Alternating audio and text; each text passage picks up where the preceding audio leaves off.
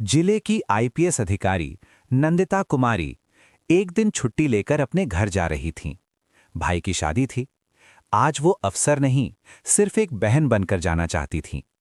लाल रंग की साड़ी, बिना किसी सुरक्षा के वो एक ऑटो में बैठ गईं। ऑटो ड्राइवर को जरा भी अंदाजा नहीं था कि उसकी ऑटो में बैठी ये महिला जिले की आईपीएस अधिकारी है। रास्ते में ड्राइवर ने हल्की घबराहट के साथ कहा कि वो आमतौर पर इस रास्ते से नहीं जाता। नंदिता ने पूछा तो ड्राइवर ने बताया कि इस इलाके में एक इंस्पेक्टर है जो बिना वजह ऑटो वालों से पैसे वसूलता है और अगर कोई विरोध करे तो मारपीट भी करता है।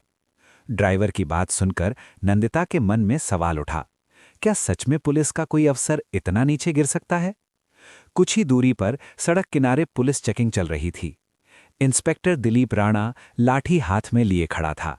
जैसे ही ऑटो उसके सामने रुका, उसने ऑटो ड्राइवर को नीचे उतरने का आदेश दिया। तेज आवाज, झूठा आरोप और सीधा भारी चालान। ड्राइवर डर गया। उसने हाथ जोड़कर कहा कि उसने कोई नियम नहीं तोड़ा और उसके पास इतने पैसे भी नहीं हैं। लेकिन इंस्पेक्टर और भड़क गया। ऑटो के कागज मंगवाए गए।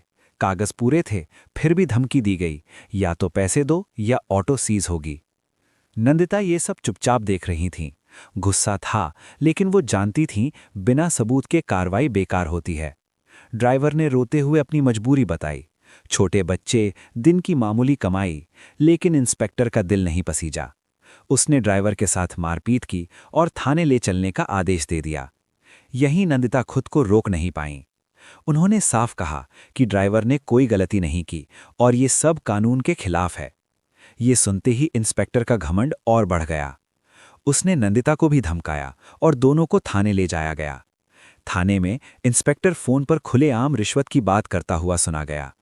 नंदिता समझ चुकी थीं, ये सिर्फ सड़क का मामला नहीं, ये पूरा सिस्टम सड़ा हुआ है। उन्होंने ड्राइवर को भरोसा दिया कि वो अकेला नहीं है, और तभी उन्होंने अपना सच बताया कि वो जिले की आईपीएस अधिकारी हैं। ड्राइवर को यकीन करना मुश्किल था, लेकिन नंदिता ने कहा कि वो सब कुछ देख रही हैं ताकि सही वक्त पर सच सामने लाया जा सके। कुछ देर बाद इंस्पेक्टर ने ड्राइवर को बुलाकर ऑटो बचाने के बदले पैसे मांगे।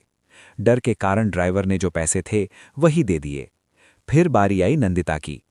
उनसे भी पैसे मांगे गए, लेकिन नंदिता ने साफ इनकार कर दिया।